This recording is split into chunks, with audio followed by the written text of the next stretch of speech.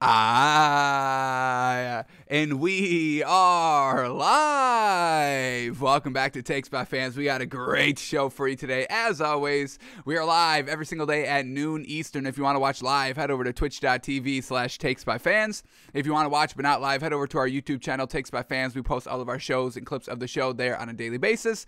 And if you just want to listen, we are on podcasting apps, Spotify, Apple Podcasts, Google Podcasts, iHeartRadio. So however you want to watch or listen, we've got you covered multiple ways.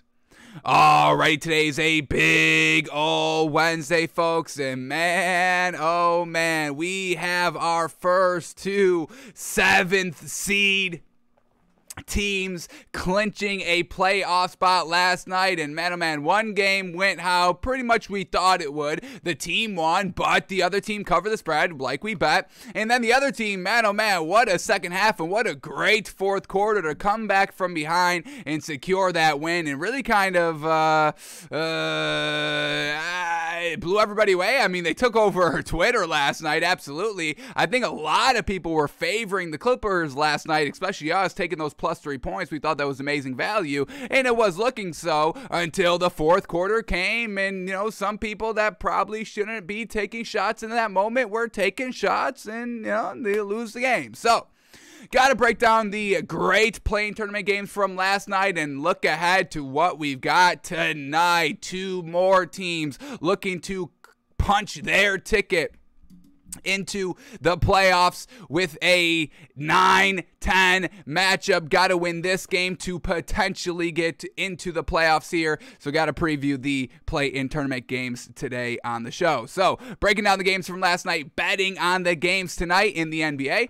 And then in the NFL, folks, so many stories to talk about. Man, oh man, and there's there is one Aaron Rodgers story I cannot wait to get to. There is this Aaron Rodgers clip floating around, and it is exactly what we have been telling y'all. It is exactly, it encompasses what Aaron Rodgers is, personality, what he is inside, folks. It encapsulates all of that to a T in this, 20-second video. We've been trying to tell y'all, stop worshiping Aaron Rodgers. He is not a hero. The man is a straight up villain. We've been known this. Y'all need to start knowing this as well. And this clip truly shows Aaron Rodgers is a villain. We should not be praising villains out here, yes? So got to break that down. Cannot wait to get to that. And then, if we have time on the show, we got to look at another quarterback because Malik Willis was not getting it done for us yesterday on the show. That's who everybody's been gushing about. That's who y'all have been gushing about for the last month. That talent? I don't know. So we've got Kenny Pickett queued up to see, is this man better than Malik Willis? He is 2 inches taller, so I think he's off to a better start than Malik Willis. But we got to break down his stats and watch the film to truly see if Kenny Pickett is him. Is he the guy that you should be going after this draft? So, all that today on the show, so let's get it started here. Let's start in the NBA, and then we will transition to the NFL. So, let's start breaking down the two play-in tournament games, teams being able to secure a playoff spot last night because it was both 7-8 matchups, whereas today we get the 9-10, and we know they need to win 2 games to get that final 8th seed. But let's start here with the first one up, Cavs at the Nets, and man, oh man, what a great game all around. Utter domination by the Nets, but this Cavs team, they have grit, they have heart, and they fought and fought and fought. They were down 20 at one point. I think that was the largest lead, 20? Or did they go some crazy? 22? 22. All right. Largest lead for the Nets in the game was 22 points, but the Nets always rubber banded that, always came back, made it competitive, just could never get over that hump to retake the lead. So 22-point deficit in this game, shrink it all the way down to lose by 7, 115 to 108. So they cover the 9.5. I think it dropped to 9 by game time. But whatever you locked it into, Cavs with the points, get it done. Nets, man. Yes, and everybody's celebrating the Nets here. Everybody, you know, and this is to be expected. The Nets just want to play in tournament game. Nets winning a game. Everybody's back on the Nets bandwagon here. We get this by Chris Broussard today. He said he's got the Nets winning the East. He's got the Nets winning the East based on a play-in tournament game against the Cavaliers. Against the Cavs, play-in tournament game, Nets at home, and because of that 7-point win, even though they were 9.5-point favorites, that's all Chris Broussard needed to see to say the Nets will win the East. Forget about that Bucks game 2 weeks ago. That doesn't exist, right? One of the best teams in the East beat the Nets. Nets couldn't clutch it up to beat the Bucks, an actual good team in the Eastern Conference. But because the Nets beat the Cavs, it's the Nets coming out of the East. That's where we're at now. The brainwashing has just begun. I thought we were going to be done with the brainwashing. I really thought so, and fool on me for believing that to be the case. No. The Nets brainwashing is just getting started. We're now in the playoffs.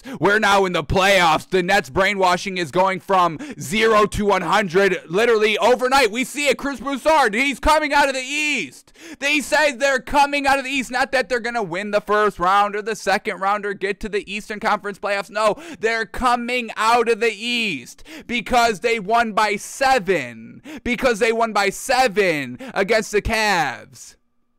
And you know what it took? You know what it took to win by 7 against the Cavs at home? You know what it took? It took Kyrie shooting 80% on 15 shots. It took Kyrie Irving having a perfect first half. I forgot how many shots he took. Let's just say 7. He went 7 of 7, 8 of 8, 9 for 9. Whatever he shot in the first half, he went to 100%. I think he had like 20 points. He ended up missing 2 shots in the fourth quarter, but it took Kyrie Irving playing flawless basketball to win by 7 points. That's what it took to win by 7 points. One game.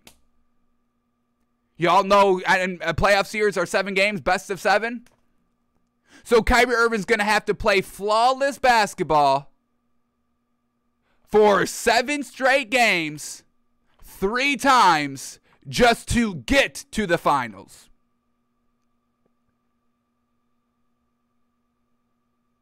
The brainwashing needs to stop, folks. The Nets brainwashing must stop. They all had to play flawless basketball to win by 7 points. Now you upgrade that competition against the Heat, against the Celtics, against the Bucks. It's going to take a little bit more than flawless from Kyrie to win those series. Can they pull it out? I don't think so. So, last night, Kyrie Irving did his thing, 34 points, 12 assists, shot 3 of 6 from the 3, and only missed 3 shots all game, 12 of 15, and all those shots. He was perfect through 3 quarters, missed the first one, I want to say, in the starting minutes of the fourth quarter. But either way you slice it, Kyrie Irving was kind of playing fantastic last night. Absolutely great performance. And Kyrie Irving, even though that he had a great performance, 41 minutes on the floor, shooting 80%, 50% from the 3, 12 assists, Kyrie Irving was still only a +2 on the floor in a 7-point win. Are we seeing this now? Yes, the Nets won, but now y'all saying they're coming out of the East. It's wild. It's ridiculous. It's once again overcorrecting. Way too much overcorrection on this Nets team. Kevin Durant, 25 points, 11 assists, a man shot 56%. Bruce Brown had a magnificent out-of-nowhere game, 18 points, 8 assists, 9 rebounds. Is Bruce Brown going to be able to replicate this performance throughout a 7-game series in round 1 and in round 2 and in the Eastern Conference Finals? You've got great play, great flawless play by Kyrie Irving, great ginormous play by Bruce Brown. Andre Drummond, 16 points, 8 rebounds because he's going against a rookie big. Andre Drummond versus any other big. I don't know if he's doing this numbers. We like Andre Drummond. We don't like him starting. Like him a nice role player, nice role big, not a starting big. Once again, do we know what's going on with Ben Simmons? Once again, he's ghost mode right now. We're not going to take into account Ben Simmons on this team until he is actually playing for this team, because we've heard all the kind of, oh, he's playing tomorrow. No, he's not. He's out for another month. No timetable. Oh, he actually is injured now. Seth Curry did absolutely nothing last night. 0 points, 0 assists in 33 minutes. Shot 0 of 4 from the 3. 0 points, 0 assists, 2 rebounds. And he was a +5 on the floor. Kyrie Irving playing flawless basketball, only a +2. And y'all want to jump on this Nets team saying that they're coming out of the East? I don't agree. I do not agree. I strongly do not agree. Y'all know how we feel about this Nets team. Patty Mills reverting back to, classic Patty Mills. 6 points, 5 rebounds. And then Nicholas Claxton coming off the bench, 13 points, 9 rebounds to help out Andre Drummond down low last night. So, yes, the Nets won, but it took everything. It took a flawless game from Kyrie Irving to only win by 7 points against a Cavs team. Let's take the full picture of what we truly witnessed last night and not get, not just like, well, the Nets won. That's all we need to see. Oh, Kyrie Irving had a flawless game. That's all we had to see. No, you have to take the full context of the game. And the Cavs being down 20, having the grit to fight back. The Nets not having the defense to keep that 20-point lead, a 20-point lead. And you only win by 7. And y'all are gushing over the Nets even though that they didn't even cover the spread? Vegas is like, yeah, they should win by 9 or more. Really? I mean, this is, 9-point win. Only win by 7. Vegas overvaluing the Nets. Chris Broussard overvaluing the Nets. Stop it with the Nets. They've got the Celtics. Everybody's saying the Nets are going to beat the Celtics.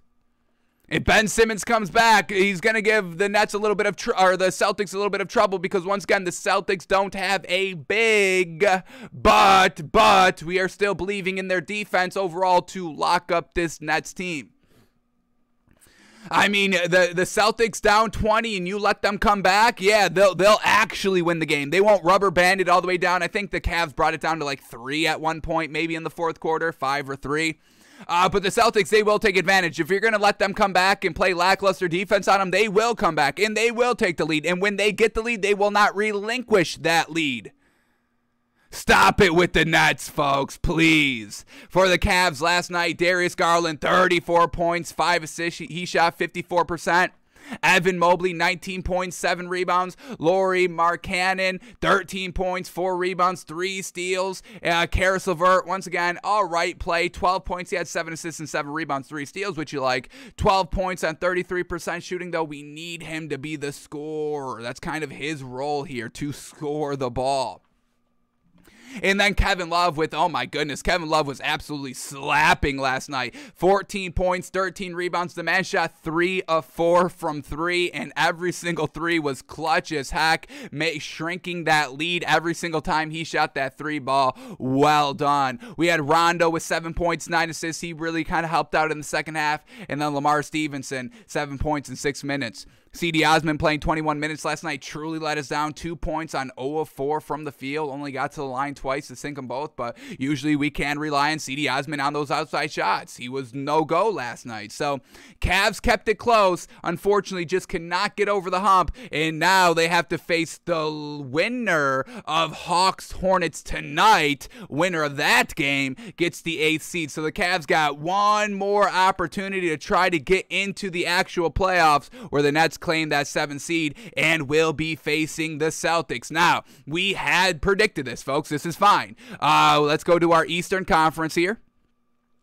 In our walkthrough of the playoffs, we did correctly predict that the Nets would beat the Cavs, so the Nets would face the Celtics round 1, and we are confident in the Celtics. We have the Celtics winning in 6, 4-2, so we don't have to change anything in our bracket. It's all good. Celtics winning in the first round, 4-2 over the Nets. This is going to be a little bit of a tough challenge for the Celtics team, absolutely, because Kevin Durant is manic, but this Celtics, coach team greatest defensive team in the NBA currently. That's what's going to carry the Celtics past the Nets round one. And everybody that's, shouted, hey, you should be scared of this Nets team. Why are you not cowering in fear of the Nets? How can you walk out in broad daylight knowing the Nets are out there roaming the streets? How are you so brave? How are you so brave knowing that the Nets are right here? Well, this is how you show bravery toward the Nets. The Nets aren't that scary. Took Kyrie Irving playing flawless basketball to win by 7 points. That doesn't scare me. That doesn't scare me. The Celtics, losing Robert Williams, still looking good, still winning games by 20-plus points. That scares me. The number one defensive team in the league locking me up. Yeah, that scares me. That scares me. Not what the Nets did last night. So still rocking with the Celtics over the Nets, folks, in 6. Not backing down from that. Not going to cower to this scary Nets team. No. So Bruce Brown better re-step it up every single game against that Celtics team. Kyrie Irving better hopes he doesn't get clamped down by Marcus Smart at all in that 7-game series against the Celtics. And if they can do all of that while having Kevin Durant do his thing, maybe they could be competitive against the Celtics, but I don't think so, folks. So, Nets get the win, 115-108. We called the Cavs plus 9.5. Bingo, bango. Hopefully the Cavs maybe get in the playoffs. So, would like to see this Cavs team. I think they've earned a playoff spot. Obviously, nothing's earned or nothing's given. You got to go out and earn it. And this Cavs team definitely earned it in the first half of the season. Once again, second half, all the injuries truly just piling up, and they just were not able to overcome all that. But I love the way this Cavs team has played this season. So, if they can get that 8th seed, I am a little bit rooting for that. It sucks because, the other two teams possible to get into that 8th seed are the Hawks and the Hornets, who, I kind of like those teams as well. So either of the 3 teams getting that 8th seed, we are going to be kind of happy and fine with. But I do think I want the Cavs maybe an inch more than the Hawks. I would like to see the Hawks, and I would like to see the Hornets for LaMelo Ball. But, man, the way this Cavs team has fought all year, I love it. It's something about it, folks. Something about it. So we'll see who gets that final 8th spot coming up. What do we got? I'm assuming we got Thursday, Friday, 1 game on each day. I don't believe we can look ahead just quite yet on the matchup schedule because we're still waiting for the games to wrap up tonight to truly get the matchup. But I would assume 1 game on a day leading up till Saturday. Saturday's when the official playoffs begin. So we'll see how all that shakes out, but the Cavs will be facing the winner of tonight's Eastern Conference games. All right, Nets get the win, 115-108. All right, and then the last game of the night, the 7-8 matchup in the Western Play-In Tournament. We had the Clippers at the Timberwolves, and in the first half, it was all Clippers looking real good. The defense locking up the Timberwolves. We had the Clippers putting up some nice points. Paul George doing his classic thing, and it seemed like the Clippers were truly in the driver's seat the entire first half. Then the third quarter came.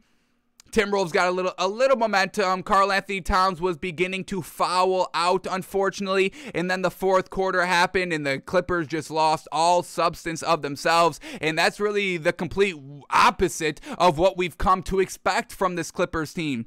They've been able to overcome deficits all year long, big-time deficits. I mean, there was a stretch where they overcame like a 20-plus point deficit, I think in like 2 or 3 straight games, or 2 games over 3-game periods, something along those lines. Really crazy, but they beefed it in the fourth quarter, and that home court advantage of this Timberwolves team, the heart and the grit shown by Patrick Beverley, man, oh man, it was all just too much for this Clippers team to overcome.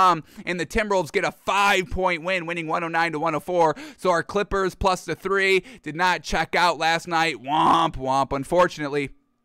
But an absolutely wonderful game by this Timberwolves team. Karl-Anthony Towns only plays 24 minutes because he fouls out. He fouled out with 11 points and 5 rebounds. That's a lackluster game by Karl-Anthony Towns. 27% shooting on 11 shots. A horrible game by Karl-Anthony Towns. But they were all able to kind of overcome that. Anthony Edwards gave us a great performance. 30 points, 5 rebounds. The man shot 5 of 11 from 3 and was getting some clutch buckets late in the fourth quarter to take the lead and to keep the lead. D'Angelo Russell, another great performance, 29 points, 6 assists, 5 rebounds. He shot 55% on 18 shots, 3 of 5 from the 3. D'Angelo Russell, another great performance here last night, getting a bucket, getting clutch buckets whenever he needed them to help this Timberwolves team keep the lead. Then we had Patrick Beverley, who didn't shoot well, 25% on 8 shots, 7 points. He did have 11 rebounds, 3 assists,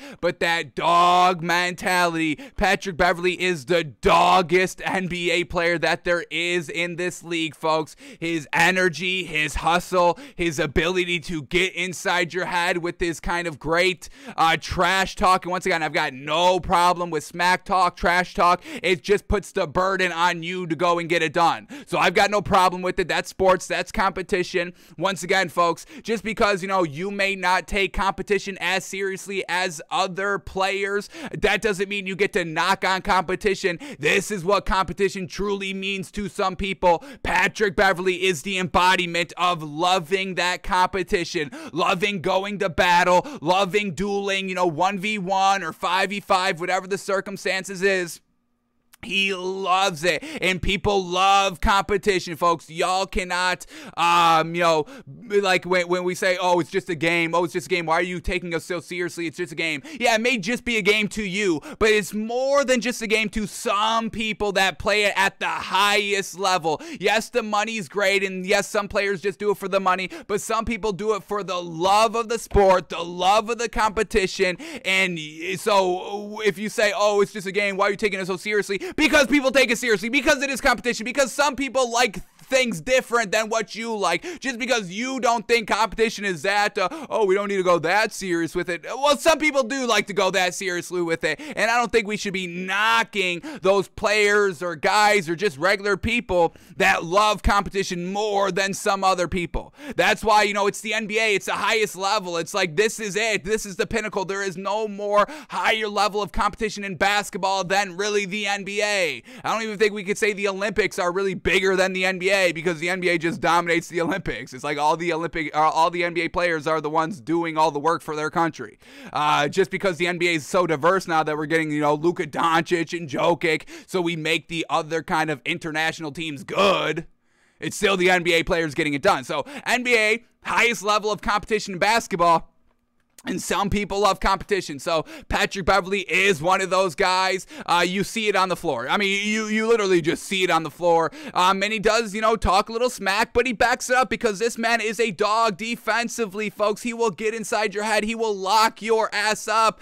Regular season game, first quarter, second quarter, tie game, fourth quarter, final possession, ISO defense, one-on-one for the game. He's going to lock your ass up, call for it, and then laugh in your face when you don't make the shot over him. That's just the guy that Patrick Beverley is, and I've got absolutely no problem with anything from Patrick Beverley. And we see him after the game last night in the locker room talking his shit, just dissing the Clippers and all that. We saw him jump up on the scores table after that game, after the win, celebrating. So, man, oh man, you need this type of personality on your team, in your locker room. For any sport, whatever sport it is, contact sport, non-contact sport, you must have a guy like Patrick Beverley in your locker room, riling everybody up, building that momentum, confidence. This also speaks to confidence as well, folks, which is something absolutely you need in the world of competition, because when you don't have confidence, aka Aaron Rodgers, and I cannot wait to talk about Aaron Rodgers a little bit later in the show, but if you don't have confidence, you're not going to be able to make those kind of lethal plays in the playoffs, crunch time, finals, whatever it is. You're not going to make it because you're going to be constantly second guessing yourself, and Patrick Beverley brings all the confidence needed for this Timberwolves team. Once again, Karl-Anthony Towns Towns fouls out in this game. Fouls out. What did we say leading up into this game last night, folks? That we didn't want to bet the Timberwolves last night because we need all big three out there to go manic for them to have a chance? Well, they just proved us wrong because Karl-Anthony Towns fouls out. Patrick Beverley's defense kicks in. Anthony Edwards goes manic offensively. Same thing with D'Angelo Russell, and they're able to carry them in a deficit at home against a Clippers team with Paul George and get the win and get the 7th seed in the Western Conference. It was absolutely beautiful last night from this Timberwolves team, and I gotta respect them so much more than kind of what we have been leading into this game. What an absolute performance last night. So, we had D'Angelo Russell with the 29 points, 6 assists. Anthony Edwards, 30 points on 5 of 11 from 3. Patrick Beverley, 7 points, but that defense, yes, sir. And then off the bench, Malik Beasley with the solid 12 points. And also, let's shout out Naz Reid, 8 points and 4 rebounds coming off the bench as well. So, they all put it together, dug in deep defensively, and locked up the Clippers. And for the Clippers last night, it was a little bit of too much of Reggie Jackson. Just a little bit too much. And usually we can rely on Reggie Jackson. And we have no problem with Reggie Jackson being kind of aggressive offensively. But he shot like 1 of 7 in the 4th quarter. Paul George didn't take that many shots. Like, we need Paul George kind of demanding and commanding the ball once they're kind of getting, down bad. He had a huge, great 3-point shot here. Let me see if I can bring this up. They were down like 5, and Paul George maybe right here. I think it's right here. 1:24 left. Down 6. Is this down 6? Let me see if this is the right play. Paul George lethal with it. Let's see if this loads. Y'all gonna load for us? This Paul George 3-point shot to narrow the lead down from 6 to 3.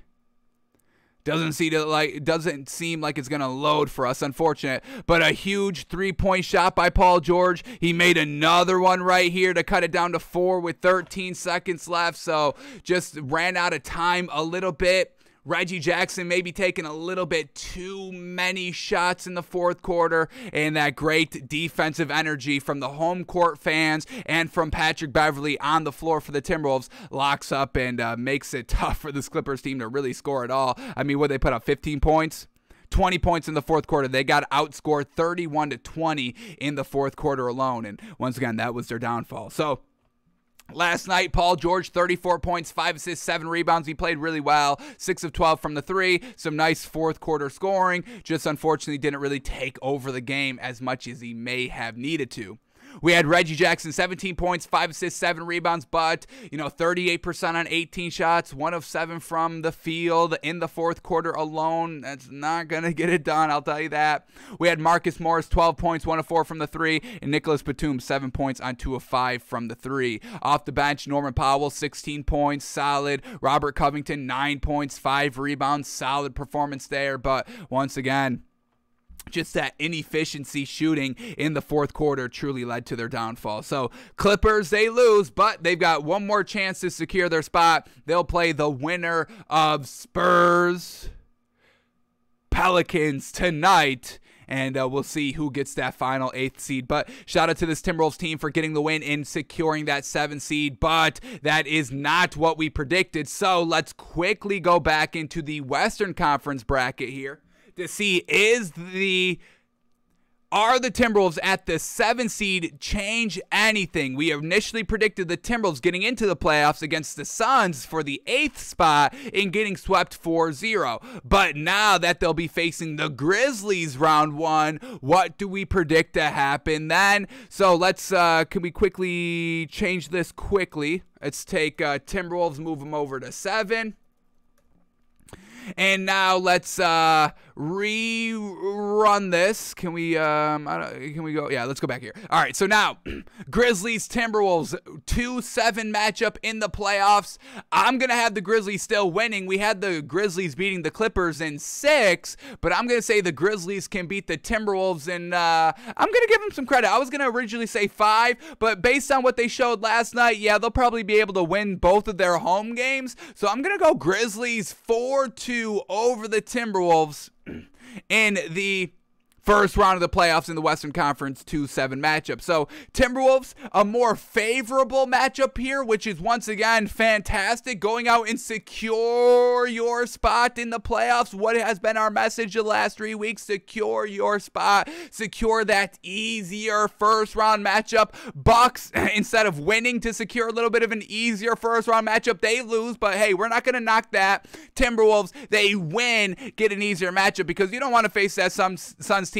I know you don't want to face this Grizzlies team either, but I mean, to face the Suns or the Grizzlies, I think you may be able to kind of pull more upsets over the Grizzlies than the Suns. I think the Suns are truly locked in. They've got that experience from last year, where the Grizzlies, they really don't have that experience of being good and kind of being favorites, entering a playoff, series and all that. So you may be able to kind of pull one over on the Grizzlies, feed into that momentum a little bit more, and upset the Grizzlies way more than you could against the Suns, because we said that was a clean sweep, Timberwolves versus the Suns for the Suns, but now we're going to say it's pretty close, going in 6 against the Grizzlies here.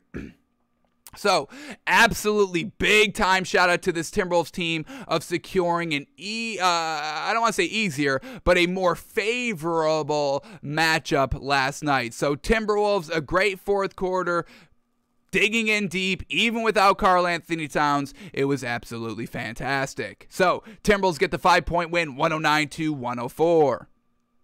So, those were all the play-in tournament games from last night, but what's so great about tonight, folks? We get to run it back. 2 more play-in tournament games today, and folks, I gotta kind of say this. We are in this golden stretch of NBA, folks, and it doesn't last long, so we must take true full advantage of it. Just like the first and second round of March Madness, that golden era. Thursday, Friday, Saturday, Sunday. Games on all day starting at noon. Multiple games in every single window. 3 games at noon, 3 games at 1, 3 games at 4, 3 games at 7, 3 games at 9. And that's just Thursday. We do it all again on Friday. That's the golden era of March Madness. This is the golden era of NBA playoffs. We get Tuesday, Wednesday, Thursday, Friday, Saturday, Sunday, and I think we're going every single day of NBA. That kicked off yesterday, so every single day of playoff basketball on for that first round. This is the golden era of NBA playoff basketball. Playoff basketball on every single night for the first round. You must take advantage, because after every round, we get less and less games, less and less frequently. So truly buckle up for the next, I would say, at least minimum 7 days. This is the golden era. Take advantage. So this kicked off last night, folks. That's all I was thinking when I was watching basketball at 7 o'clock. Yes, and they tipped off early. Usually, during, the regular season, games tip off at maybe 7:30 or 8, but we got it at 7, and it tipped off at like 7:06. So it's not like, we have to wait 15 minutes, half hour after the initial said start time. No.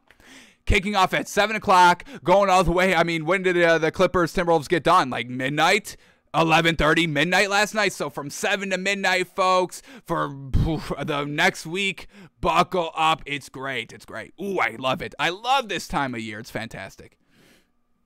All right, but let's see what we have on tap tonight in the NBA. 2 more play-in tournament games. Winners not in. Losers go home. Winners not in. Winners, one more game to play to potentially see if they get into the playoffs. So here we go. Next 2 play-in tournament games tonight. We went 1 of 1 yesterday, so let's go 2 of 2 today. First game up, we got the Hornets at the Hawks. Hornets plus 5.5. Hawks minus 5.5. For the Hornets, everybody's good besides Gordon Hayward. He is still out. For the Hawks, Lou Williams and John Collins are both out. So, usual suspects out for both teams. Pretty much both playing at, quote-unquote, full strength of what they've been really the entire year. So, Hornets, Hawks. Hornets getting 5.5 points. That looks good. But, man, this Hawks team at home digging in. They've got a better defense. And you know what won last night? Defense overall. The non-defense by the Nets kept the Cavs in it. And that defense of the Timberwolves overcame their big deficit and was able to upset the Clippers. So, The points may seem enticing here with the Hornets. Once again, this is, Vegas still favors this Hornets team, folks. They still have a little bit of extra love for the Hornets, and this was the best that they could come up with. 5.5. 5.5 here with the Hornets. I'm about to play it the other way. I'm going to swallow 5.5 here. This Hawks team at home, locking it up. That home energy is infectious in the play-in tournament games. We just witnessed that last night. So we're not going to, put 100% blind trust into just, they're the home team, we're going to choose them to win. But I believe this should play maybe a little factor in our overall decision on who we're taking. So Hawks minus the 5.5. Trae Young has something to prove. I mean, this season has not lived up to any expectation set by anybody. If you had high expectations on the Hawks, obviously this does not satisfy that. But even if you had low expectations for the Hawks, this is a lot lower than even the lowest people were thinking this Hawks team would perform this year. So Hawks with more to prove. They're at home, can take advantage. We've seen them lock up, and they've been playing their best basketball the last week and a half, 2 weeks of the season, rolling into the play-in tournament here. They had a huge game against the Nets that they won, and I think they're going to be able to take care of business over this Hornets team.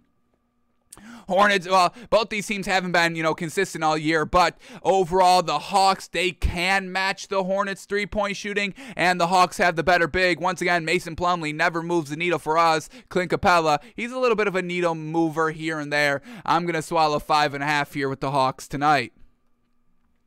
All right, and then the next game up here, we got the Spurs at the Pelicans, and same spread here. Wow, Spurs at the Pelicans. Spurs plus 5.5 and the Pelicans minus 5.5. So Vegas saying, hey, both these games are pretty much the same in style and opponent and all that. And what gives me promise? So it's not that I wasn't certain on Hawks minus 5.5. I do really like that, but I love this Pelicans team minus 5.5. So Vegas kind of comparing these games very similar. I'm loving the Pelicans minus 5.5. This just gives me even more confidence in the Hawks minus 5.5. So I don't even care who's in and out here. I'm swallowing the 5.5 here for the Pelicans, but let's double check the ins and outs quickly.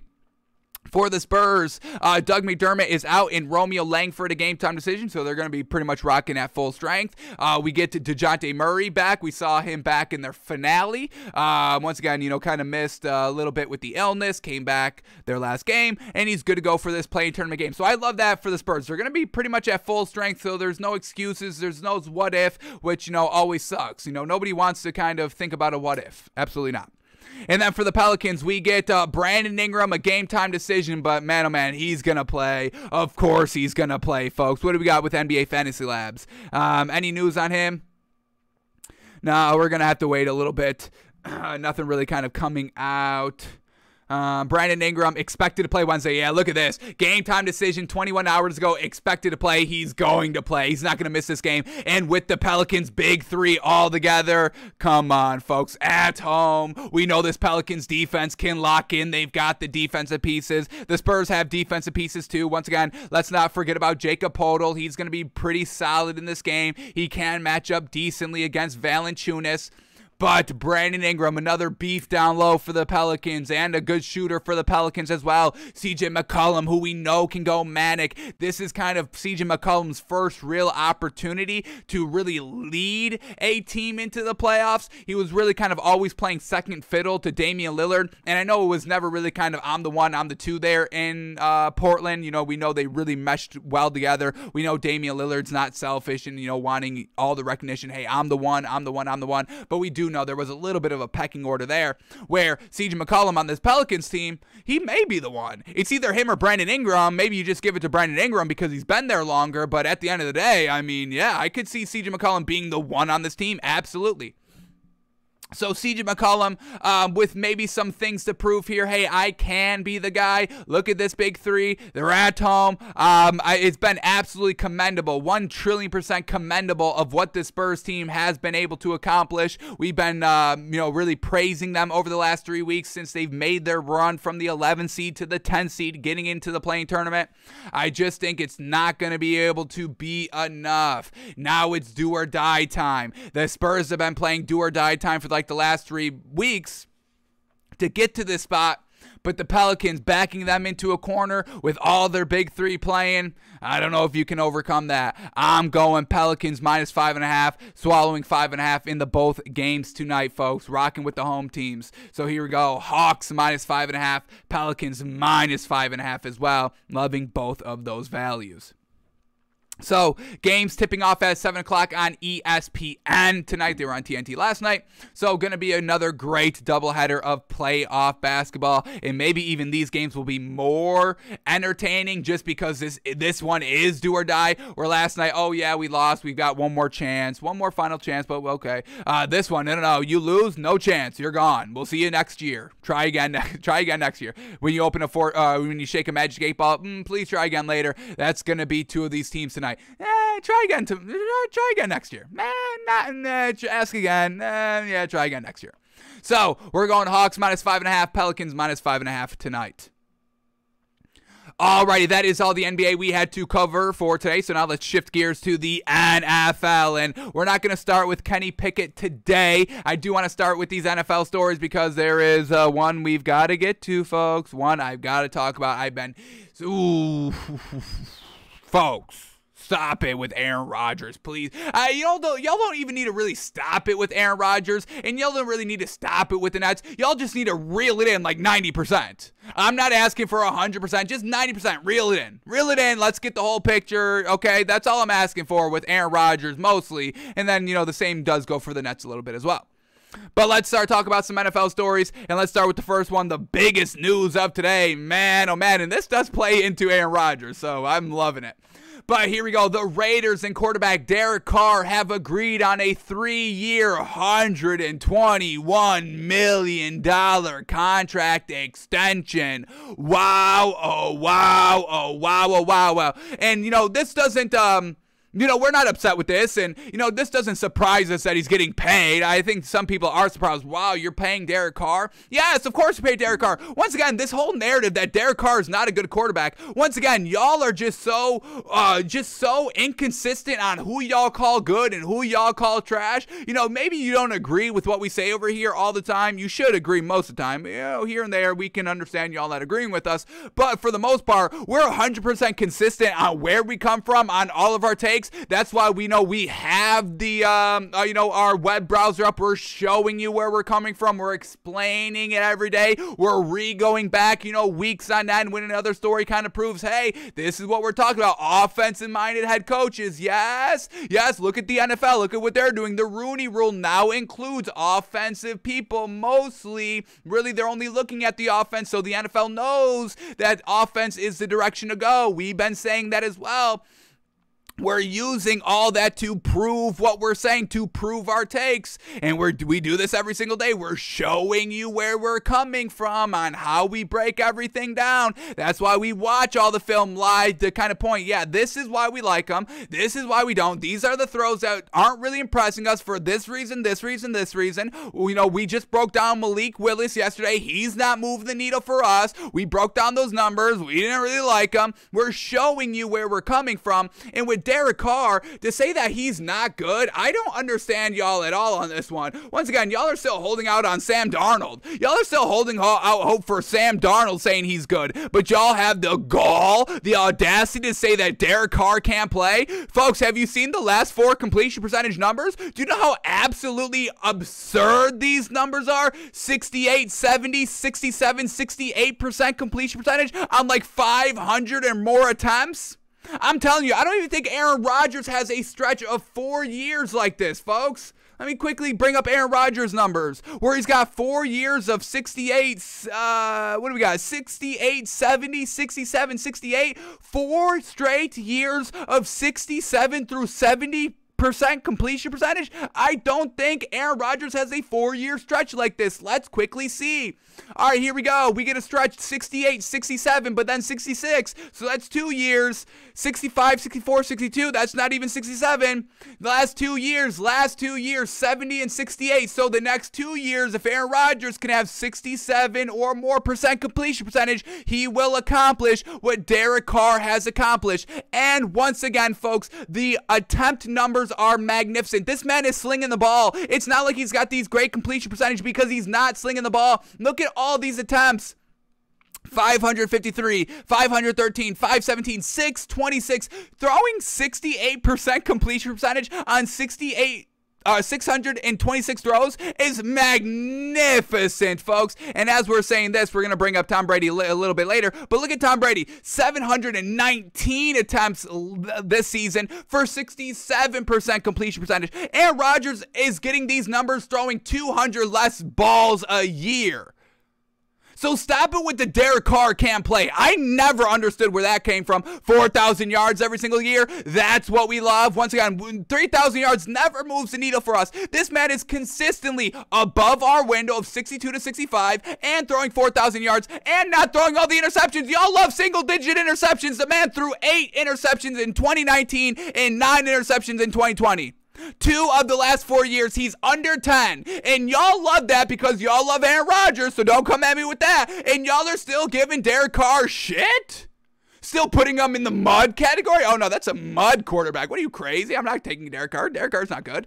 Like, everyone's like, oh, this is the year. Derek Carr truly has to prove it. What does he have to prove? That he's still great? Yeah, okay. What are you talking about? So, Derek Carr gets the contract extension. Once again, they bring in Josh McDaniels as their head coach. That's fantastic. So Josh McDaniels, I'm pretty sure he had an input on this.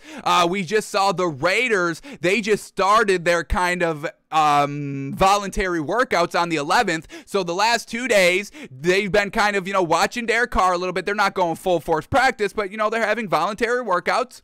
Derek Carr's there. Josh McDaniels able to see, all right, yeah, this guy is the real deal. He wanted to kind of wait till he was in person to see Derek Carr. He's been able to see Derek Carr, and he agrees on a 3-year, $121 million extension. So what more do y'all need to see from Derek Carr?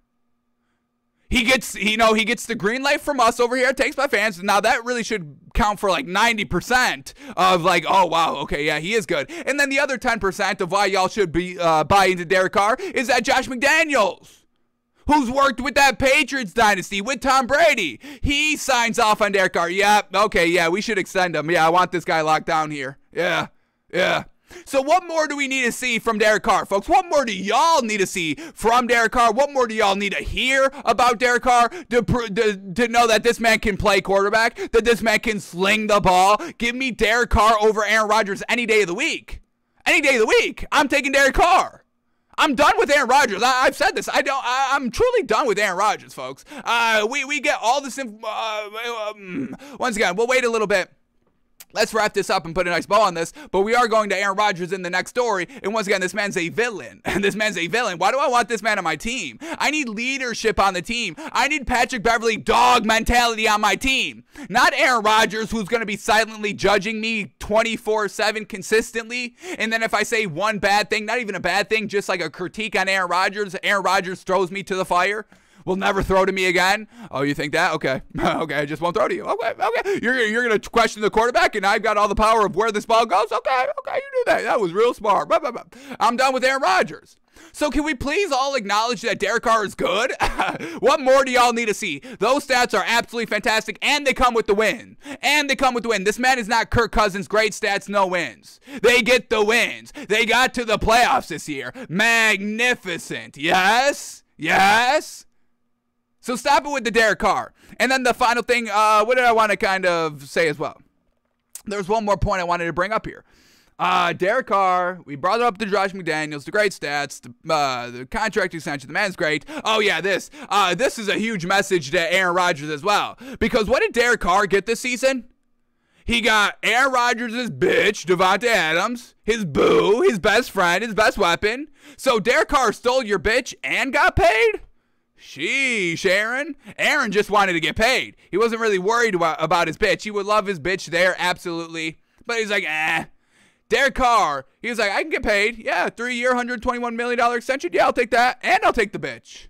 Give me both. He's having both, the money and the bitch. Aaron Rodgers, only the money.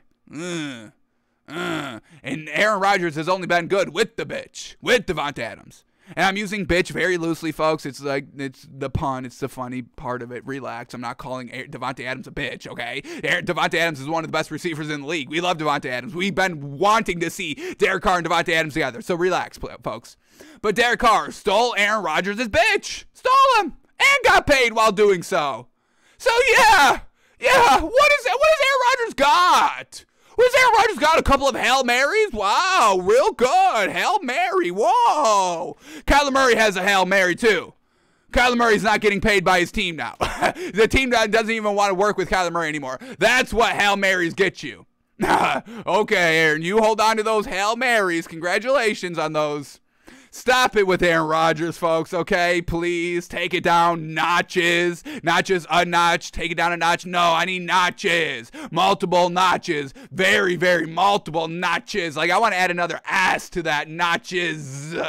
I'm going double plural on notches. You take notch, you pluralify it, notches, right? So now you got your idea of one notch. Now you've got your idea of notches, right? A whole group of notches. But I want y'all on notches. Yes? I want y'all to take a whole group of notches and then plural those notches. Yes? Y'all need to take it down notches.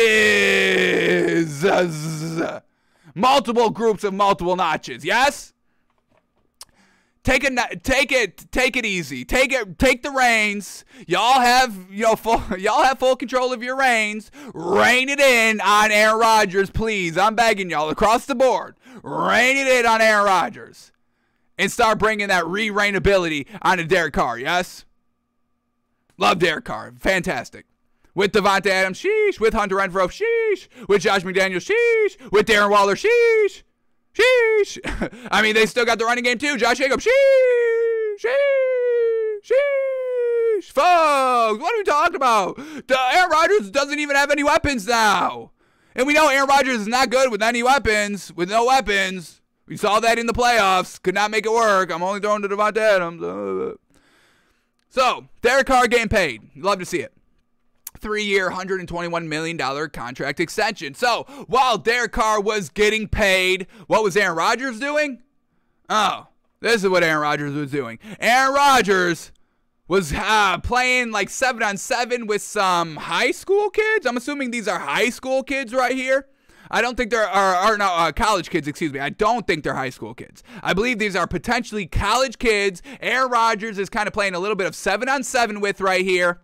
And this is just, everything about this video is classic Aaron Rodgers, folks.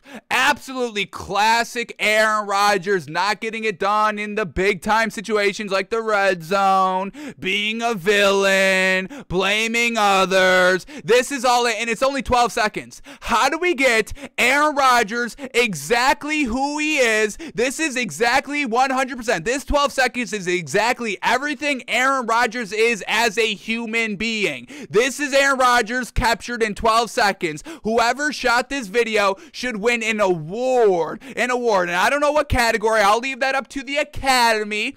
But they should win an award for getting it in frame. Exactly what Aaron Rodgers is. And that's always, what can you get in the frame? What can you get in the frame? What can you make the camera see? And there doesn't need to be any acting out here. This is just real life camera click and point, and they captured everything in that frame in 12 seconds. Man, oh man, oh man, beautifully well done.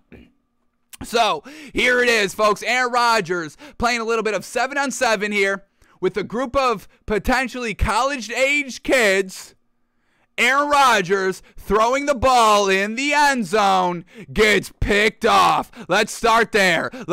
We got to break it down because there's just so much here. So let's start with the interception, right? Aaron Rodgers throwing a red zone interception, or just Aaron Rodgers not getting it done in the red zone. Yeah, we've seen this a lot too. Once again, going back to their last, we can't even go to the last playoff game because the last playoff game they put up, what, 10 points? They weren't in the red zone, then. Unfortunate. So let's take it back 2 playoff games ago where he went up against Tom Brady in that Bucs game, and what did Matt LaFleur do? Aaron, yeah, we're gonna kick the field goal on 4th down. We can't really trust you. We've seen you beef it too many times here in the red zone, so why don't you get off the field? Let the professionals handle the points out here. Let's send out the kicker, the professional, so we can get guaranteed points and not watch you struggle in the red zone again. Yes, yes. Here's Aaron Rodgers throwing an interception on 7-on-7 here, and what a bad throw. This is bad, this is late, it's everything right here. So Aaron Rodgers' offensive players are in the darker shirts, defense is in the whiter shirts right here, and we see the defense playing the zone perfectly. Aaron Rodgers trying to fit this ball in, thinking he could fit the ball in, but the defense comes and picks off the ball. Aaron Rodgers seeing the window late, trying to force the ball in. We've seen this all the time by Aaron Rodgers, especially in the red zone. So Aaron Rodgers throws a pick. That's Aaron Rodgers number one. Now we get the villain side. Now we get the villain side of Aaron Rodgers, because what does he do? What does he do after he throws the interception? The defense celebrating, right? The defender that picked off Aaron Rodgers hands the ball to Aaron Rodgers. Hands the ball back to him. Be like, hey, I think this belongs to you. This was in the lost and found. Does this belong to you? This says Aaron Rodgers. Is this your name, Aaron Rodgers? I don't know how this got into my hands. The defensive back, the corner. I don't know how I got this ball. This has your name on it. Offense, Aaron Rodgers. I'm defense. I don't know how I got this, but I believe this returns to you. I want to return this to the rightful owner. Here is your ball back that you threw to me. Here's this back. And Aaron Rodgers didn't like that. So what does Aaron Villain Rodgers, what does Aaron Riddler Rodgers do? Villain, what does he do? After the defender hands Aaron Rodgers the ball back, the defender goes and once again celebrates, running in the opposite direction. Aaron Rodgers turns around and flings the ball. Absolutely flings the ball to the defender. Throws the ball at a kid? Throws the ball at a defender because you made a bad play? You're going to take it out on the corner?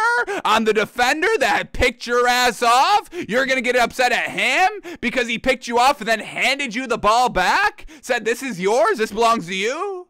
I thought you'd want this back. This has your name on it? And you get upset because you threw the interception? You throw the ball, you commit physical violence?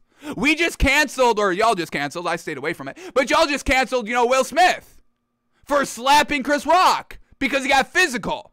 Aaron Rodgers just used a weapon, a football.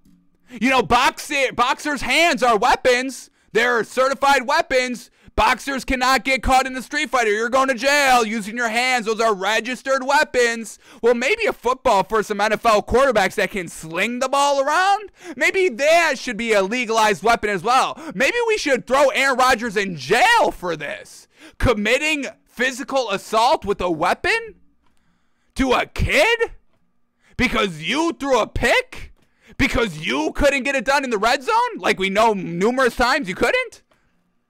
That's why you're not multiple Super Bowl winner Aaron Rodgers? That's why you're not multiple Super Bowl participant Aaron Rodgers? Because you can't get it done in the red zone in the biggest games? And you couldn't get it done in the red zone in just 7-on-7 practice?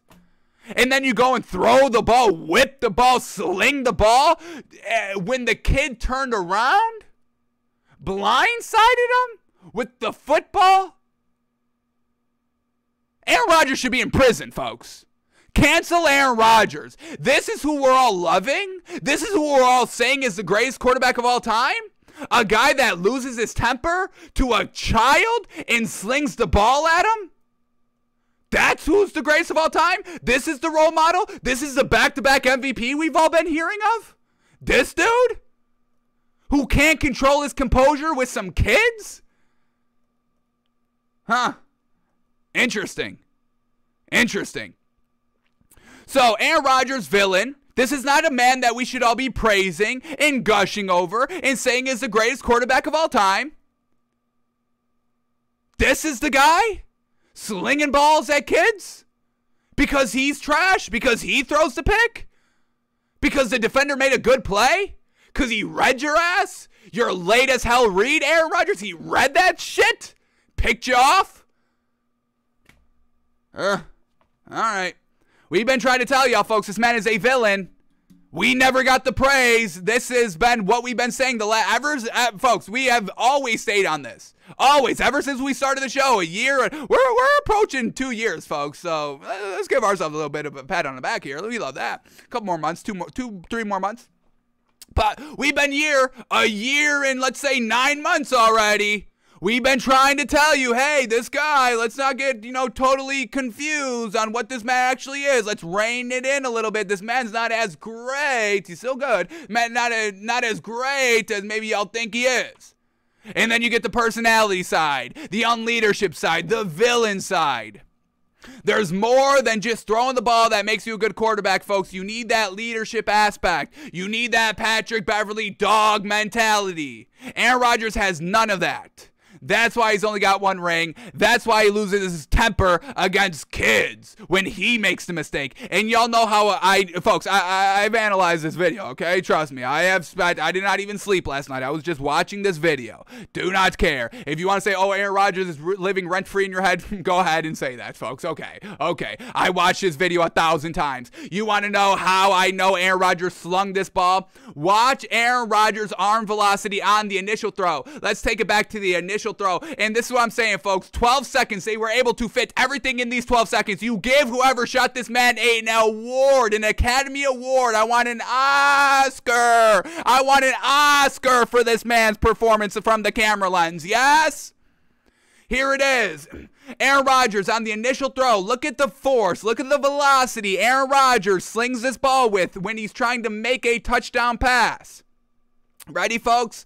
Here it is. Watch it.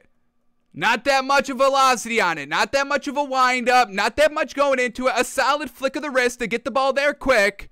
To get it to the defender quicker. I don't know. But yeah, just kind of the flick of the wrist gets the ball passed, right?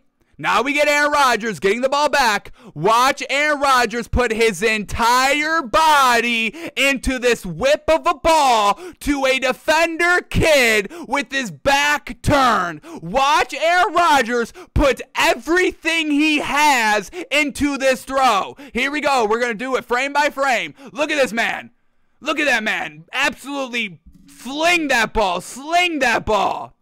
Look at this dude. Look at him. He immediately catches it. You see him lose his anger immediately when he gets the ball. He's like, you're going to get the ball back to me? He immediately turns around. Doesn't even hesitate. This man doesn't even hesitate physically assaulting a child, a minor. I don't think this man's 18 yet. If we're talking about college-age kids, you know, it's still eligibility. That's why they're practicing. I'm probably guessing maybe 17-ish, maybe 18, 19, but overall maybe a minor still. Maybe a minor still, doesn't even hesitate, flings the ball at the back of him. And then we have one more final thing to break down here. If that wasn't enough to fill in 12 seconds, well, once again, this is why it's award-worthy video right here. The last thing, you might be playing, oh, Aaron Rodgers just smurfing around. He's having fun out here. He's slinging the ball. He's playful. He's being smurfy. You know, they're going toe-to-toe. They're going back-to-back. This is back and forth. You know, Aaron Rodgers was just, get out of here, rascal. Oh, you son of a gun. Oh, okay, I sling the ball at you. Oh, you got me. It's all in good fun. He's smurfing around. And it's not the case, folks. I've analyzed the video, and I went enhancement, and I enhanced again, and we got all the enhancement we could get out of this video. Let's look at Aaron Rodgers' facial expression, shall we? Is this man just being smurfy? Is this man, oh, shucks. Oh, get out of here, rascal. These rascals picking me up. Oh, get out of here, man. No, folks, no facial expressions. He's got shades on. Let's go here, folks. Hang on. Let me get it to the spot. Here we go. Aaron Rodgers. We got to enhance a little bit here. Here we go. Enhancing. There's no smile. Look at that. That's a grimace at the top of the release of the sling of the ball to the kid in the back, folks, with a deadly weapon of the football. That is a grimace. That is an absolute oof. I'm gonna throw dip. That's what he's doing, folks. An absolute grimace on his face, getting the absolute most velocity he could out of that football and fling it at that kid for picking me off. That's Aaron Rodgers. Look at him. This is not a smurfy smile. Like, oh, you rascal. Darn you. Ooh, you dastardly Dan. Ooh, oh, he got me shot. No, get the ball. That's Aaron Rodgers on this throw, folks. No smile. No smurfiness. Nothing of the sorts. Aaron Rodgers meant all of that. And then he's got the shades on as well. The classic cool Rodgers. Once again, he wears many hats. Aaron Cool Guy Rodgers. Oh, nothing matters to me. Oh, y'all took that as cryptic? Y'all Y'all are worrying about MVP awards? Y'all are worrying about greatest of all time? Oh, not me. I'm just relaxing. Shades Aaron Rodgers. Classic cool guy Rodgers. Which I've come to determine it's two things here. Aaron Rodgers wore the sunglasses to this kind of 7-on-7 workout, whatever you want to call it. He wore the sunglasses because, I was just, if he played well, oh yeah, I just came out here, practiced, threw a few balls, played pretty well, blah, blah, blah. But if you played bad, oh, I just came out here, no problem. I just wanted to do this quick. I didn't even really try that hard. I got the sunglasses on. I'm not trying really hard out here. I'm just trying to have some fun. And yeah, so if he played good, oh yeah, I just do this. I've got the sunglasses on. I'm just kind of cool guy Rodgers out here. So if he played good, hey, he played good. Fantastic. Everybody slurps him. If he played bad, oh, I got the sunglasses on. I'm just cool guy Rodgers out here having a little bit of fun. I'm not taking this seriously. Oh, I threw that interception on purpose. Y'all saw that interception as cryptic? No, I meant to throw that pick. I meant to throw the pick. Yeah, this is a kid. He's a good guy. Good kid out here. I want him to have success. I'm throwing him the ball. Yeah, I'm just cool guy Shades Rodgers out here. I'm not putting any true talent into this. I'm not trying at this. No, I got the sunglasses on. So however he played good? Okay, everybody praises him. Played bad? Oh, he's just goofing around. He's just smurfing. He's got sunglasses on. No smile. Grimacing. Whipping the ball, folks. This is the guy y'all love? This dude? All right, folks. The man's a villain. The man is an absolute villain. Not a good guy, not a good leader, does not have good character. There's more than football than just throwing the ball. Tom Brady's leadership? Yeah, that wins rings. That's my GOAT. Y'all can have this dude. Y'all can have this assaulter. Minor assaulter, physical assaulter. So that's Aaron Rodgers. That's your GOAT. Okay. All right. Y'all have him. Aaron Rodgers assaulting children. Y'all canceled Will Smith.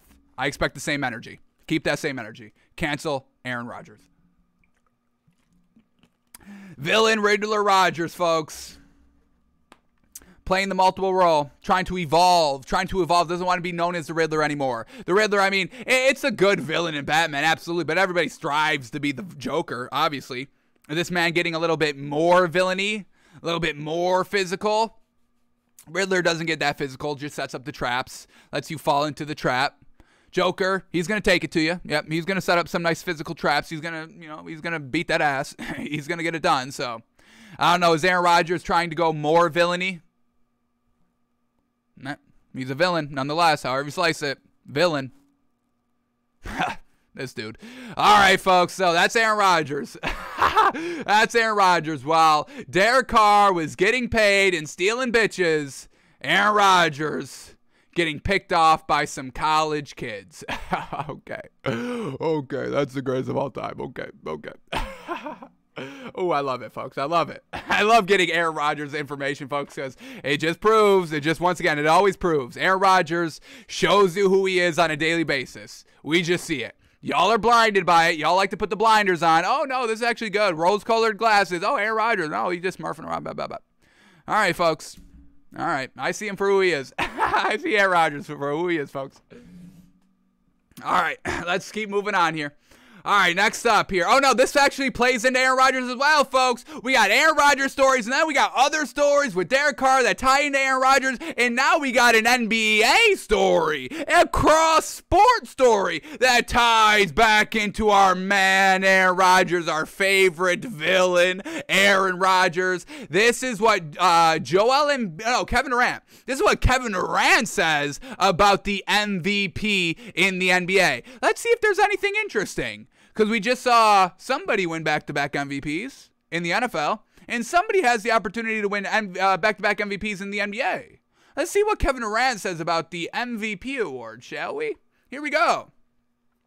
Kevin Durant says, quote, "To get 2 in a row, you got to go up and do something way bigger and better than you did before, in my opinion. I feel like Jokic has had an incredible season, but Joel's season was just as good, if not better. So I think he deserves MVP.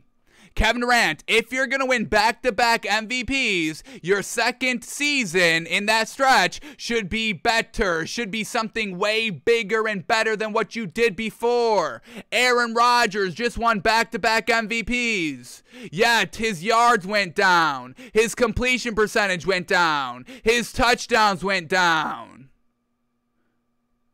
his attempts went up. Attempts went up, everything else went down. That's back-to-back MVP? Kevin Durant just says no. No. That's not something way bigger. That's not something way better. 2% less completion percentage? 150 less yards?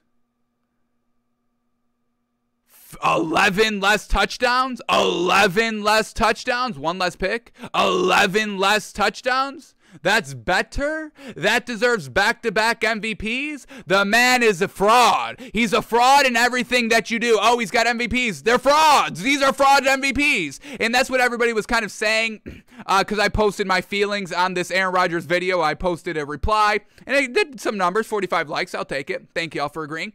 But everybody's like, oh, he's back-to-back MVP. Well, according to Kevin Durant, that's not really back-to-back MVP.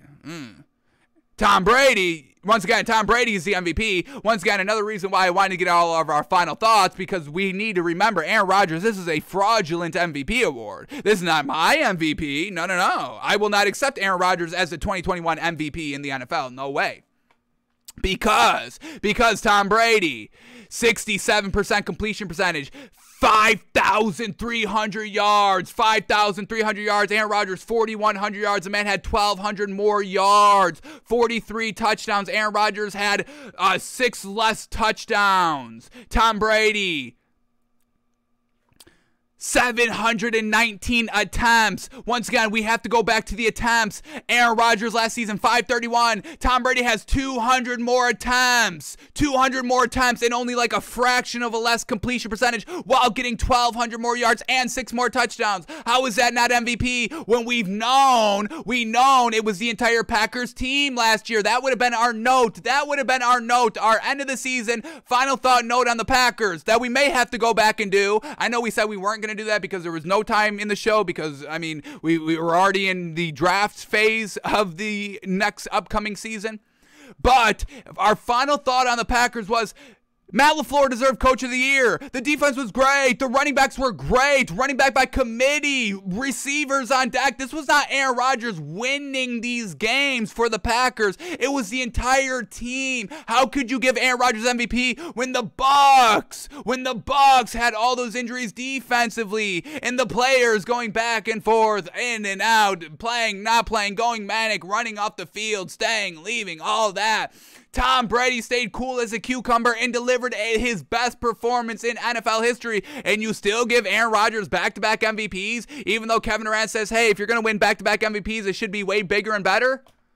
Even though Aaron Rodgers did nothing bigger or better from 2021 to 2020, or 2020 to 2021? So Aaron Rodgers, I mean, folks, how much more information do we need to see to truly show y'all this is not the dude anymore?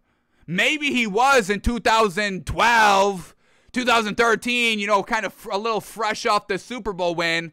But folks, we're in a new century. What is it? Every 10 years, do we call it a new decade? We're in a new decade, folks. 2020. Y'all are still living in 2010, 2011. We need to move on. This man had his stretch in the NFL. He's done so. The man is not the greatest of all time anymore. The man is not even relevant to what a leader should be. I mean, it's clear as day to me.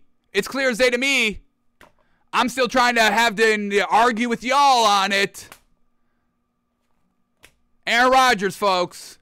Derek Carr getting paid, having Devontae Adams. Kevin Durant says, hey, back-to-back MVP should be a little bit better. And then with the Aaron Rodgers video.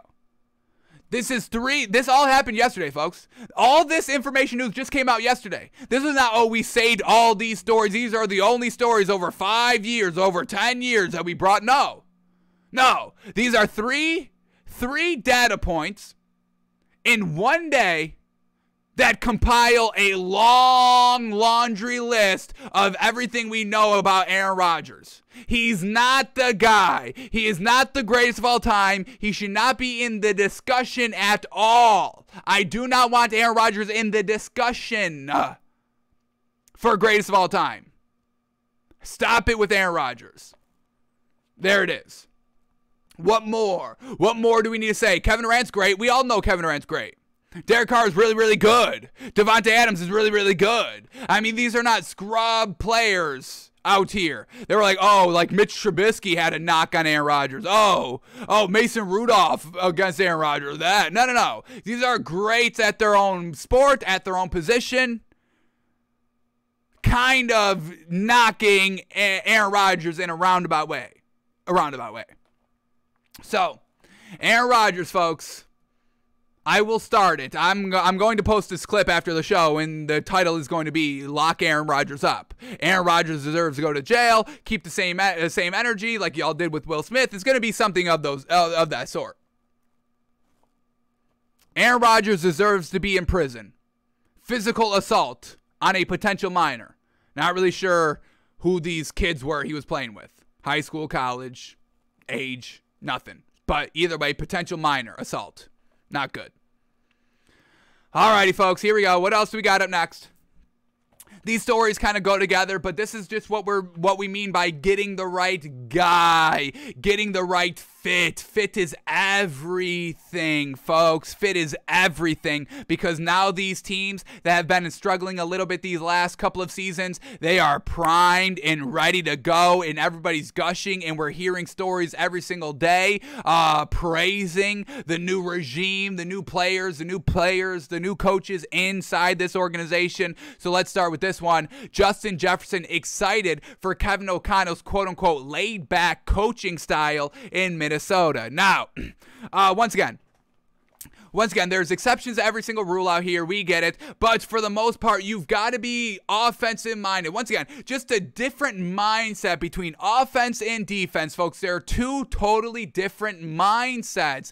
Defense, it's all about grit and grind. And, the job is never finished. And there's no funny business going on. And there's no smiling. Get up and get ready for the next hit. You got to get ready to run into Derrick Henry as he's coming at you 20 miles an hour. You must find that kind of energy to go and tackle that, to want to go and tackle that, to go and tackle that and pound him into the ground, to tackle that man so hard he fumbles the ball. You need to create your own energy on defense. It's not all sunshines and rainbows on defense. It's grit and grind. It's hard. It's blood. It's sweat. It's tears. It's kind of a little bit of no fun. Stern, mean coaching. You've got to get right to go out and knock the other guy on his ass. Just like UFC fighters. You don't want to mess with any UFC fighter. They're all business. They're all, because they have to go and punch each other in the face. And only one person's leaving that cage. Y'all will leave both alive, but one's going to be a winner. And you know how you win? You knock the other one out, you make the other one submit, or you just pummel each other for, what do we got, 15 minutes, 5-minute rounds? Unless it's championship, then what, 5? So we're talking about 15 to 25 minutes of straight up beating each other's ass. And then if we don't have a winner, well, I mean, we can't really do more, because if we keep going, I mean, y'all will just literally just either collapse from exhaustion, or somebody's going to die in here. Which is, we can't really do that because it's a sport. We can't really duel to the death. That's defense mentality. Offense mentality, yes, you steal a little bit of that, no nonsense grit and all that. But offense, having that celebration, the touchdown celebration, the big plays, the finesse of the game, quarterbacks not getting hurt, not wanting to get sacked, wide receiver, once again, a little bit of, diva mentality a little bit. Once again, they're the celebrities of the league. Everybody wants to be offense. Everybody wants to be in the spotlight. Everybody wants to be in the limelight. Everybody wants to get the attention and all that. That's a little bit more offense. And for a coach who has to manage both, the kind of little bit more celebration style offense to the more down and dirty defensive style. The head coach needs to find that fine balance between both. But the problem when you go straight defense, that's all they know is straight defense, and they treat the offense and defense like straight defense. Where when you get an offensive-minded coach, they know they know the side of the offense. They also know how to motivate, so they take care of that defensive portion that is needed to be had taken care of at that head coaching position. So once again, why we need offensive guys, offensive-minded guys at the head coaching position. Now we go from this Vikings team with Mike Zimmer, defensive guy, to Kevin O'Connell, offensive guy. And Justin Jefferson calls it, quote-unquote, a laid-back offense, laid-back coaching style, but that's kind of what offense needs to be to a T. You know, obviously you can't go overboard. Obviously there's always exceptions to the rule. But for, you know, just a general consensus, a little bit of laid back, hey, we'll get it done. Hey, we just got to practice these throws. That's all we're doing here, offensively practicing the throw, one-on-one against the corner. Here, throw the ball. All right, get back. Let's run it again. Defense, the drills, Oklahoma.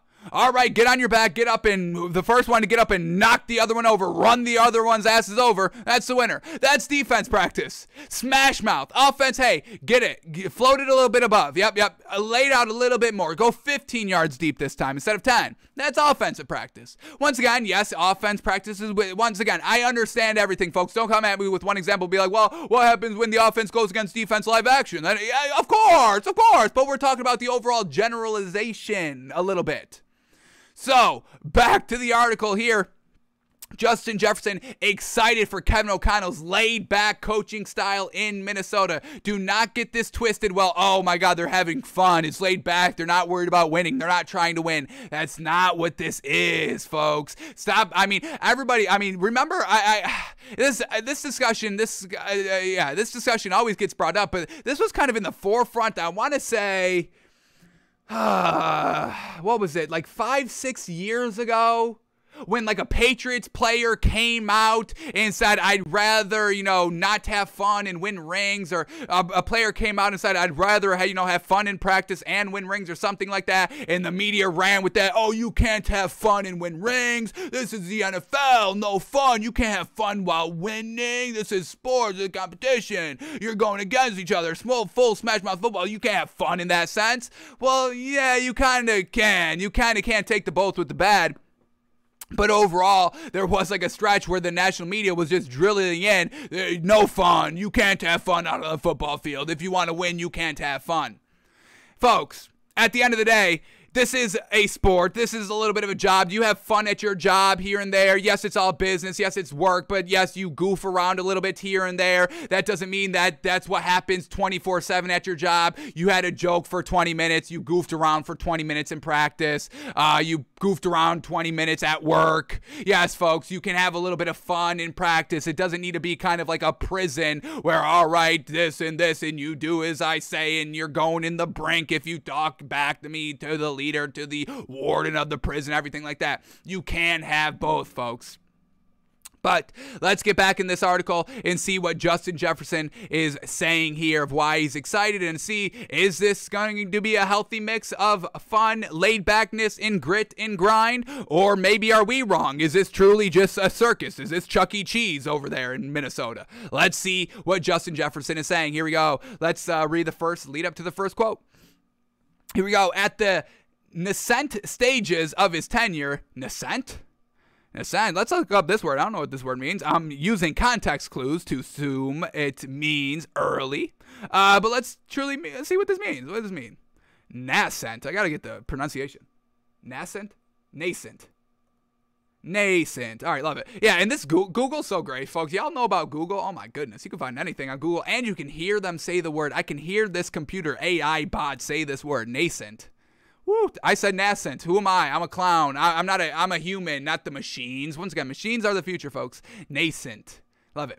All right, here we go. Nascent, just coming into existence and beginning to display signs of future potential. Ooh, I love it. Displaying signs of future potential. Nascent, yes. Absolute great word. And this is coming from Kevin Patra, folks. So we've gone toe-to-toe with Kevin Patra in the past, but overall, great guy, great writer, great word. Nascent. Love it. Back to the article. Here we go.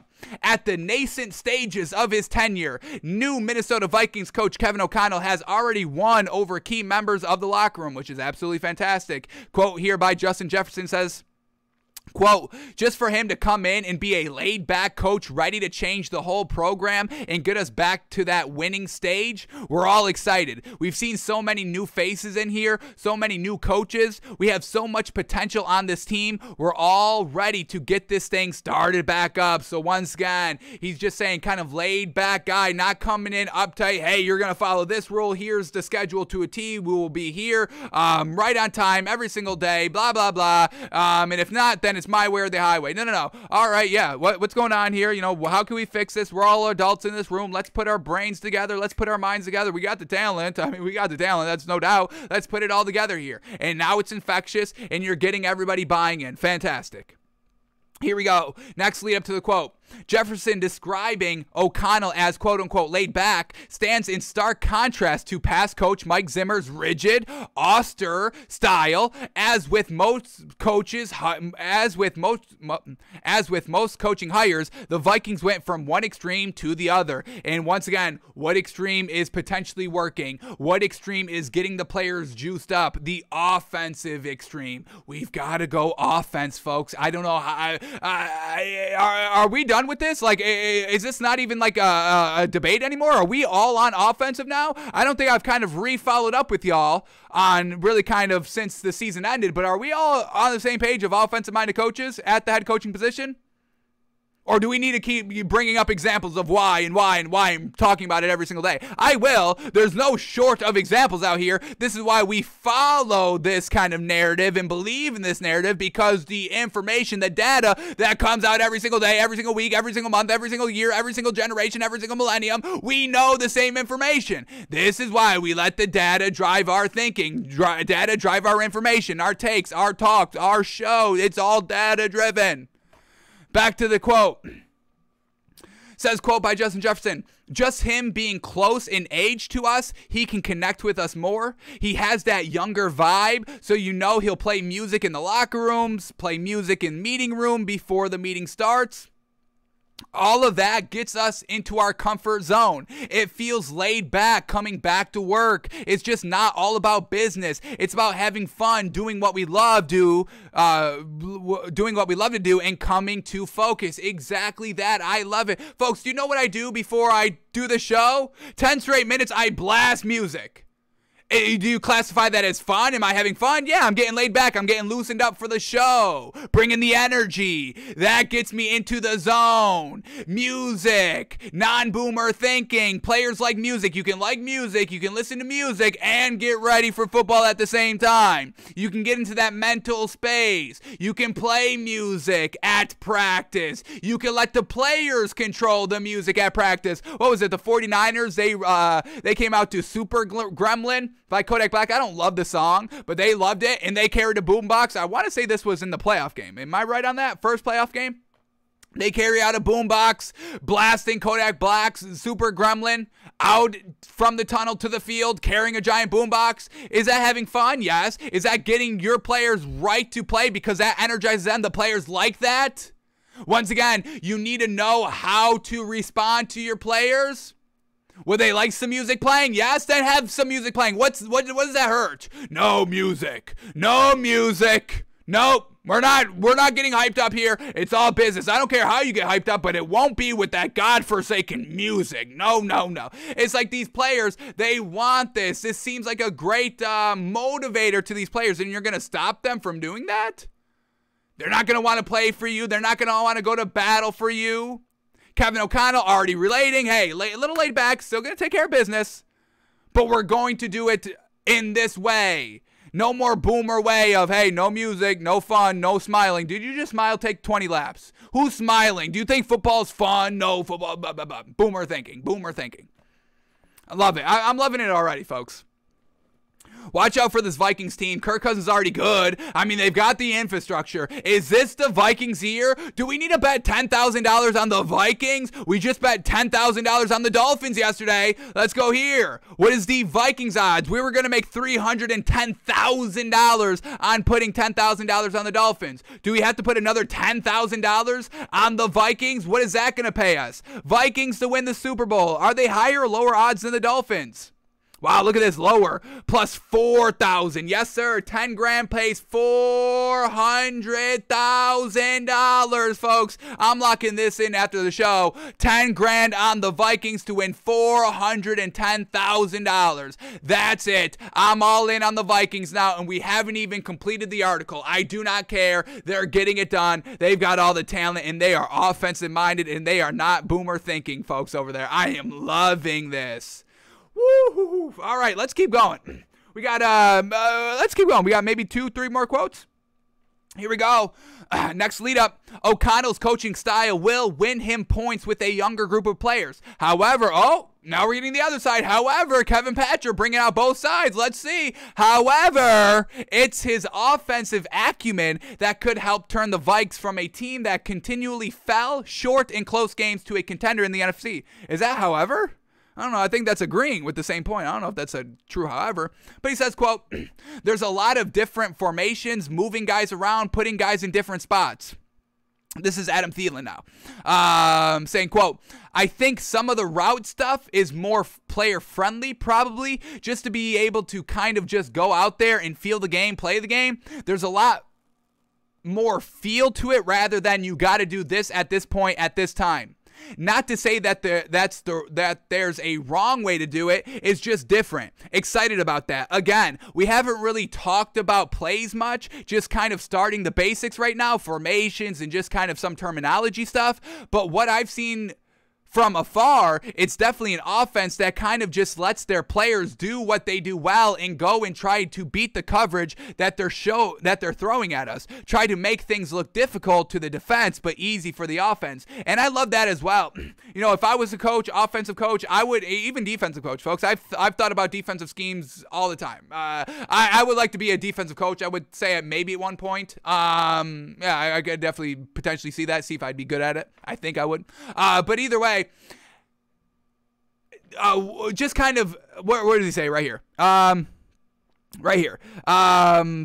There's a lot of different formation, moving guys around, putting guys in different spots. I think some of the route stuff is more player friendly, probably, just to be able to kind of just go out there and feel the game, play the game, rather than you got to do this at this point. Playing off of natural instinct, playing off of feel for the game. I'm trying to come up with a new defensive scenario right now where I've got like 8 players lined up, maybe 5 yards off the line, maybe even 7 yards off the line, and everybody's not even looking at the quarterback. Everybody's just looking at receivers, seeing where they're gonna go, jumping routes that you have instinctual. I'm done with looking at the quarterback, and I think that'd be one of my main defensive focuses. Maybe put it in like a package, but I don't want players looking at the quarterback's eyes. The quarterback can manipulate with the eyes. We know this now. This is in the mainstream. Once again, we have to start upgrading and outside the box thinking on technique and what works and how you can beat an offense. Stop looking at the eyes of the quarterback, because now we get no-look passes, made famous by Patrick Mahomes. We saw Matthew Stafford no-look pass all the time this year, teaching old dogs new tricks. Stop teaching the corners, the linebackers, the defensive players to watch the eyes of the quarterback. Watch the receivers, play off of the receivers. Oh, receivers going in? Well, I'm going to kind of go in as well. I'm going to kind of block them off, but I'm focusing on the receiver. I'm not looking at anything with the quarterback. I'll see the ball. When somebody screams ball from the sideline, I'll look in the air. Is it coming to me? Coming to my direction? Is it coming to the receiver I'm playing? Is it coming to the zone that I feel like all these receivers are kind of playing for, because we've done our due diligence? We know their route trees. We know how they're going to play. I'm done looking at the quarterback's eyes. I would not teach that at all if I was a defensive coordinator. I just would not. So this kind of instinctual playing, hey, make sure they're all on the same page, and that takes timing. You have to build the chemistry. You must build the trust in the locker room, and that once again plays back to the head coach, making sure everybody has that freedom of trust, not kind of, hey, you're doing it my way or no way, defensive minded, no fun. You've got to have that instinctual connection, quarterback, wide receiver, quarterback, running back, whatever it is, quarterback, tight end, whatever it is, making sure everybody's on that same page for the instinct. Same thing goes for defense as well. Play off of what the receivers are doing, not what the quarterback is showing you with his eyes. I think we got to think outside the box in that now. All right. Last thing, one more quote. Let's see. Yes. All right. Going back to Justin Jefferson. Final lead up to the final quote here. Here we go. Playing in a similar offense to one that saw Cooper Kupp win the receiving Triple Crown last season has Jefferson excited for what he could be in store for in 2022. Says, quote, seeing what Cooper Kupp did last year, him getting close to the receiving yards record, him being so open so many times, and absolutely that's always wide open, man, oh man. There's a lot of things on film that I watched and looked at and I'm excited about this year. Even being in the meetings with him and him taking over schemes and different things he did with the Rams and things he's planning on doing with us, it's very exciting. I'm definitely excited to start the season right now. They are chomping at the bit there in Minnesota for the season to begin, folks. I am loving this Vikings team, all starting with getting out Mike Zimmer and bringing in Kevin Connell. We told y'all, folks, this was the right hire. Kevin O'Connell, offensive-minded, made Cooper Kupp consistently monumental, folks. Consistently monumental. We use those words for a specific reason. Monumental, consistent, folks. What do we preach here on the show? Consistency and greatness. Consistent, monumental. Does that not speak to what we celebrate here on the show? Shout out to Kevin O'Connell. Shout out to Cooper Kupp. Love it all. And then we said, so Justin Jefferson should do the same. They're all chomping at the bit here. This was the right hire. The Vikings, folks, put them on notice. Stop it with the Cowboys. Y'all are still trying to force the Cowboys on us. Stop it. The Vikings. The Vikings. There's other teams. We don't have to be bogged down by the media narrative driven temes. The Nets. Stop it with the Nets. There's other great teams. The Timberwolves. Did you just see what they did last night? Start praising the Timberwolves. We should be afraid of the Timberwolves, not the Nets. We should be afraid of the Vikings, not the Cowboys. Stop it. What the Cowboys? They're winning 3 games next year, folks. This is a team we should all be afraid of. I'm scared. I'm terrified of this Nets team. Scary hours happening here in Minnesota. I dropped $10,000 on them to win the Super Bowl. This is who I'm afraid of. Love it. Oh, I'm loving this Vikings team now. I think we're putting the Vikings on one of these canvases behind us, folks. We still got to get that all figured out. We know what the flag is doing. I already know what the flag is doing. These 3 canvases, though, these spots are up for grabs, and maybe we go Vikings, folks. A Vikings-based canvas. It's possible, folks. It's possible. They are in the running, absolutely. All right. And as we kind of, put a bow on this topic of getting the right fit on the right team, and, I am going to say this. I'm going to say this, folks. And this is why we can't really just point to race on every single issue, going back to the Brian Flores lawsuit and all that. Just because, do you see how much Kevin O'Connell has already changed this team instantly? We're 2 months removed from the Super Bowl? Starting to go on 3 months now? But I mean, Mike Zimmer just was not the guy. That was not the guy. And yes, he had his, it wasn't just 1 year for Mike Zimmer, so I get different circumstances, all that. But just finding the right guy, making sure you're finding the right guy. If a guy comes in and he only is there for 1 year and you're like, I really don't like how this is going already. This is not the direction. Nobody was excited about this hire. They weren't clamoring for them. They weren't getting excited in the locker room. And now we have this opportunity to hire this guy. I know it's only 1 year for this head coach, but we got to let him go and bring in this guy because I think he's going to energize the team like we need to reach the Super Bowl. What has been winning the Super Bowl, folks, these last few seasons?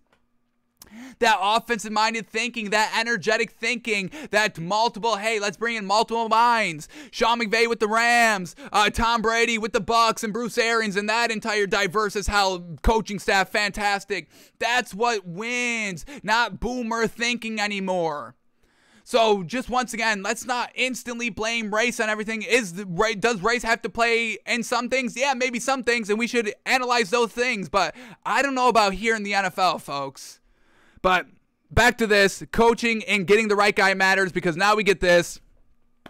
Broncos wide receiver Courtland Sutton says the juice is just different with Russell Wilson in Denver. Getting the right guy, the quarterback, doing whatever it takes to make sure you go and get Russell Wilson. We saw Drew Lock never moving the needle here for this Broncos team. We've seen Teddy Bridgewater never moving the needle for this Broncos team. Russell Wilson here, and now the juice is just different in Denver. So now let's see what Courtland Sutton is saying here, and are we going to have to drop $10,000 on this Broncos team to win the Super Bowl? Because I will do it, folks. I will drop another 10 grand here.